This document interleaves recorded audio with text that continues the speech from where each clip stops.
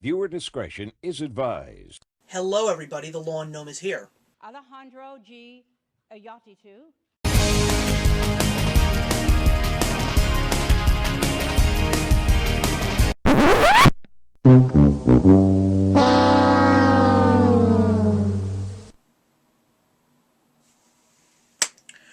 No.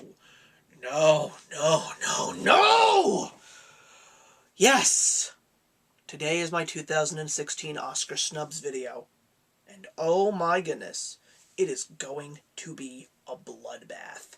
Not only am I extremely pissed off and fuming with rage, but I cannot get over the fact that there were certain snubs that should not have been, and there are certain snubs that just make me want to run over to Hollywood and burn down the Chinese theater. Motion Picture Association of America. What the fuck is your deal? I cannot get over some of the things that you did this year, and not only do I have so many snubs to talk about, maybe some of them are not worthy, but I know for a solid fact that a good chunk of these are. There are 10, count them, 10 specific snubs among all snubs that just enrage me like never before. I don't think that I have ever done a video like this before. One of my 5 best pictures of 2015 is in the running for Best Picture. 1! Spotlight. That movie changed my life. And I seriously am rooting for that movie to win Best Picture. Out of all of the Best Pictures that have been nominated, I have seen 6 of the 8. Count them, 6 of the 8. 7 do belong there, but one of them does not. And we will find out which one that is later. Now, I will also say this. There are certain movies that I have not seen. I have not seen Carol, I have not seen Brooklyn, I have not seen The Danish Girl, and I haven't seen The Room. However, there are some of these films that I am just not interested in seeing at all, and some I will see eventually as ones that got away. But I am not going to knock those 4 specific films because I am quite certain that they are worthy of every single award that they got nominated for. But there is just one that doesn't deserve it at all. So let's continue. Once again, I come into the inner rage of my January release date. There really needs to be a cutoff date, because I hate the fact that there are movies that are just shoved into the theaters on the weekend of Christmas for the last week of the year. That's not enough time for people to go and see movies. That is not enough time for them to even get wide releases. Now, granted, The Hateful Eight came out on its wide release of Christmas Day. It was supposed to be a January release, but it got bumped up, not for selected theaters, but for wide release. But The Revenant, guys. Yes, I know it has 12 nominations. I have seen it. You have seen my review. It's a piece of art. It is something that we will never see for years and years to come because of its perfection. And if it wins Best Picture, will I be upset? No. But I will say this. Even if this movie did stick to 2016 and it was pulled with the 2016 releases, there is no doubt in my mind that that movie would be remembered. That is a movie that will be carried on through all 12 months of 2016, and people will say, that is your best picture of 2016. I guarantee you that that would have happened. But instead, the movie's wide release is January 8th, and it was nowhere near me in December, so I couldn't have seen it. So as far as I'm concerned, that's a 2016 release. And here is another reason why The Revenant pisses me off. A most violent year. Its limited release was December 31st, 2014. Its wide release was January 30th, 2015. This movie got no Oscar nominations at all, and it was one of the best movies of the fucking year. Oscar Isaac, Jessica Chastain, David Oyelowo, Albert Brooks, what an amazing movie. That movie is very much like The Revenant. They don't make movies like this. This movie should have been praised at the Oscars, but it didn't. And that is probably the main reason why The Revenant has pissed me off so much, even though I know for a solid fact it is worthy and a very well done film. Now, in regards to all of the fun Oscars, Best Sound Effects Editing, Best Visual Effects Editing, Best Cinematography, whatever it is, it's basically Mad Max Fury Road versus Star Wars Episode 7 The Force Awakens. I am fine with that because those movies are so deserving of each and every one of those nominations that they got. But think about all of the other amazing movies that did not get nominated. Are they considered snubs? To me, yes, but to some, maybe not. Jurassic World, Ant-Man, Tomorrowland, Chappie, even some of the worst movies of the year like Pixels and Jupiter Ascending had amazing sound and visual effects, and they didn't even get a nod. Biggest snub number 1, Kingsman, The Secret Service. That was one of the best films of 2015.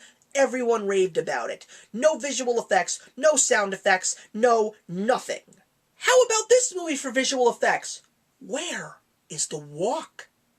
Unless you truly hate New York, Hollywood, to see the Twin Towers in their glory like that, I swear to God they looked so real I could have literally reached out and touched them. And as someone who witnessed September 11th because he only lived a few miles away from New York City, to know that that movie is not getting any awards at all pisses me off. Let's talk about set decoration, because The Walk should have also been nominated. It definitely captured the 70s quite well. And I am truly holding out for Cinderella because that was such a surprise and it definitely deserves the award nominations that it got. Like costume design and hair. But let's talk about some other movies. Where's Crimson Peak? Where is Mr. Holmes? Where is Suffragette? Major snub number 2. Where is Love and Mercy? Perfect for set decoration. Perfect for hair and makeup. That was such a wonderful film, and it got absolutely nothing. Animated short. I'm rooting for Sanjay's super team.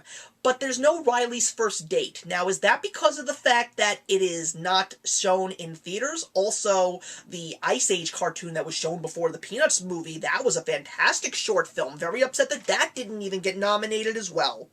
And then we've got score. I'm rooting for Ennio Morricone for The Hateful Eight. Very, very good score.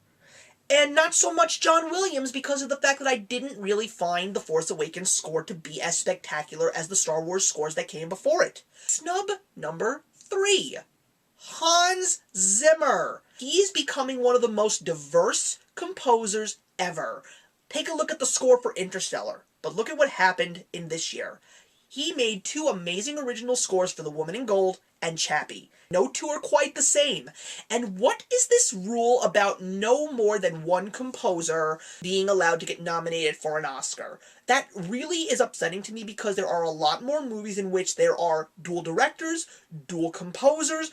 Lots of things are going in pairs because movies are getting bigger. You need more people to help. So in terms of composers, that leaves 2 great scores not being nominated. The Revenant score and the score for Ex Machina.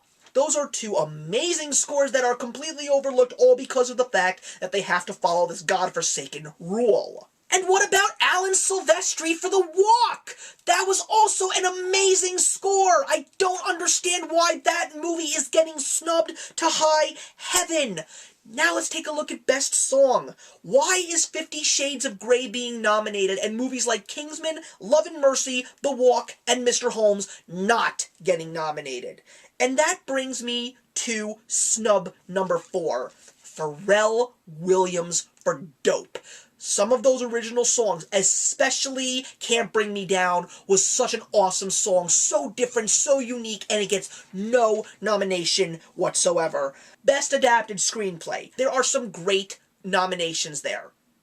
But snub number 5, which is probably one of the biggest snubs of the year. Aaron Sorkin for Steve Jobs. Aaron Sorkin is one of the greatest screenwriters in the last 30 years. And you snub him for Steve Jobs? Is it because of the fact that it bombed in the US box office? Is it because of the fact that the average movie-going public has such a low IQ that is probably smaller than my fucking shoe size? Here's a couple of other adapted screenplays. Where is Kingsman? Where is Me and Earl and the Dying Girl? That was a movie that a lot of people loved, and yet it gets nothing. And now let's take a look at Best Original Screenplay. Inside Out getting nominated is very impressive. But I'm trying to explain to people that that's not necessarily an original screenplay. Does everyone not know the fact that this idea was developed by the RIDE Cranium Command at Epcot Center? I'm sorry everybody, but that's the God-honest truth. They don't want to admit it, but it's true. Inside Out is based on a ride at Epcot Center, people. But I'm still happy. Remember there was this very surprising talked about movie called The Gift that was directed by Joel Edgerton? Does everyone completely forget about that movie? That was an amazing original script apparently. Why is that not nominated? Probably the biggest surprise though, in a positive way, was Straight Outta Compton getting nominated. And I'm going to be rooting for that movie because if that movie is worthy for any award, minus all the other snubs that it possibly got, I would definitely root for that movie to win. Let's take a look at the Best Supporting Actor and Actress. We'll go with Actress first. I really don't think that Rachel McAdams is worthy of getting an Academy Award nomination for Spotlight. She was good, but she wasn't as great as Mark Ruffalo, who got nominated for Best Supporting Actor. But let's take a look at some people that should have been nominated. Tilda Swinton for Trainwreck. Nobody even knew who she was until we saw the credits roll, because the makeup job was wonderful. Alicia Vikander for Ex Machina. Not the Danish Girl. Ex Machina.